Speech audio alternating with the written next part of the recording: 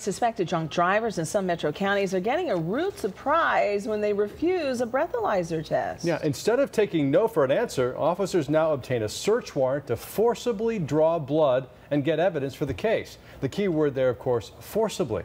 Fox 5 I-Team reporter Randy Travis here now with the video you have got to see. Randy, it is amazing. Everybody would agree that this is disturbing video, Russ and Lisa. Each year, drunk drivers kill more Americans than the wars in Iraq and Afghanistan combined. It is often a tragic, preventable crime that frustrates law enforcement.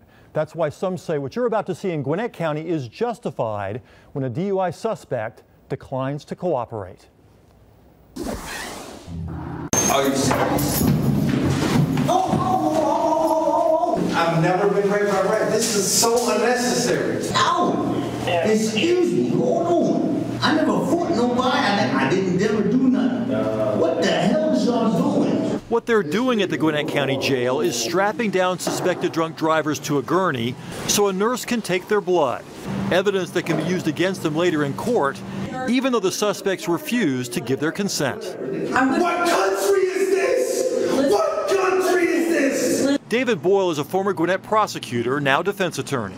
Holding down and forcing someone to submit to this is really intrusive in terms of that level of invasive procedure into somebody's body is ridiculous for investigating a misdemeanor. Intrusive, certainly. Invasive, you bet.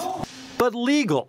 Yes, say authorities, even though the law supposedly gives you a choice. To get a Georgia driver's license, you have to agree to take a state-administered test, like this Intoxilizer 5000, if an officer suspects you've been drinking and driving. It's called implied consent. You can refuse, but if you do, you lose your license for a year. Plus, that decision can be used as evidence against you when you go to trial. Still, a growing number of DUI defense attorneys suggest you should say no to the test if you've been drinking. In fact, many advise refusing all field sobriety tests, claiming you're simply helping the police manufacture evidence against you, and a one-year suspension might be preferable to having a drunk driving conviction on your record. Veteran lawmen like Douglas County Sheriff Phil Miller admit that strategy has made their job tougher. But if you're drunk and you're driving a vehicle, I'm going to try to put you in jail. In Douglas County, more people die from DUI accidents than murders. So 3 years ago, authorities there tried something new. Will you take the state breath test when we get up to the office? No. Every time a DUI suspect refuses to take a breath test, Douglas County deputies get a search warrant to draw their blood. For every DUI stop, even if there's no accident or injury. Gathering the blood, that's the best way I know of to prove if somebody's either not DUI or DUI. And it is what it is. If they're not guilty, they're not guilty. If they're guilty, they've got to face the consequences. And I don't see anything wrong with that. If you're going to take their blood anyway, why give them a choice? Well, the law requires us to give them a choice. The sheriff says mandatory blood tests have also helped their conviction rate. This man refused the breath test, but the forced blood draw showed he was legally impaired at 0.16, twice the limit. He pled guilty. A lot in Douglas County are doing the same. I would much rather that message get to these people than the message is if they stop you, don't take a test. The police will manufacture evidence. That's a bald-faced lie, Randy, and you ought not tell it. Instead, Douglas County now encourages other departments around the state to adopt their no refusals policy. In January, Gwinnett County's DUI task force started forced blood draws, but with one big difference from Douglas County. We all are American citizens, and you guys got to be strapped to a table like I'm in Guantanamo Bay. At the Gwinnett County Jail, every forced blood draw begins with strapping down the suspect on a padded table and putting them in a head grasp.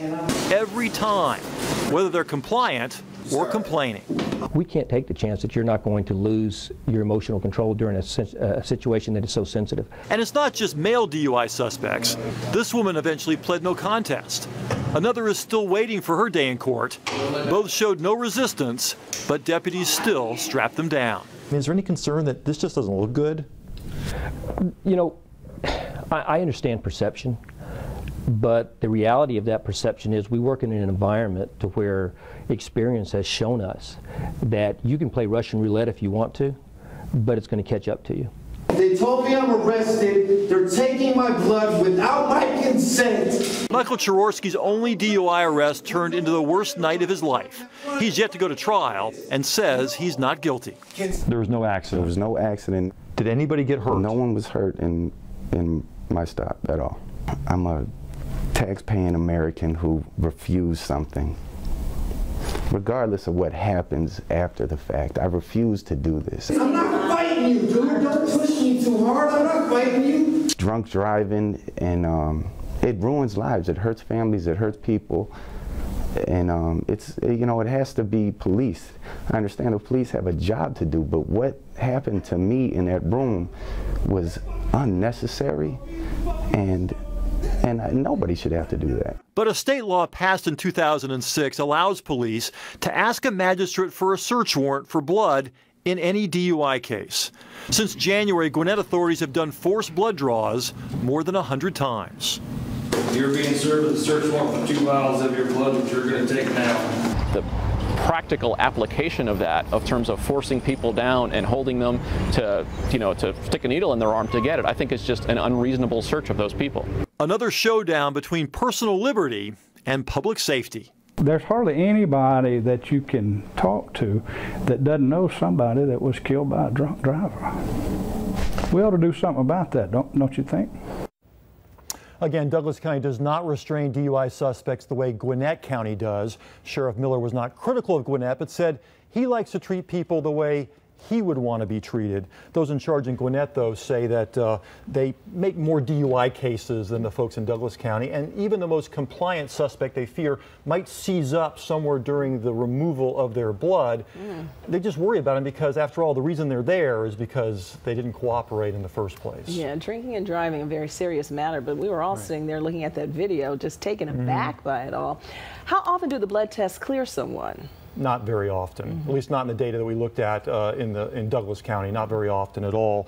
But remember, when you refuse to take the test, there is a punishment for that. 12 months. You lose your license for 12 months. And, the law, though, says if you refuse, no test shall be given. It actually says it in the law. No test shall be given if you refuse. But then it comes back later and says that the police can still get a search warrant to draw your blood. So is it a conflict?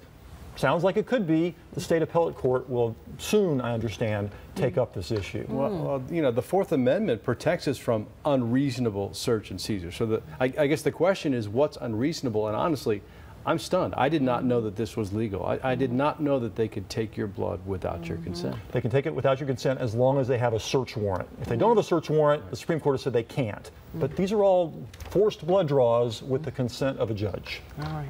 Stunned to see it happening there right before our eyes. Thanks. Thanks.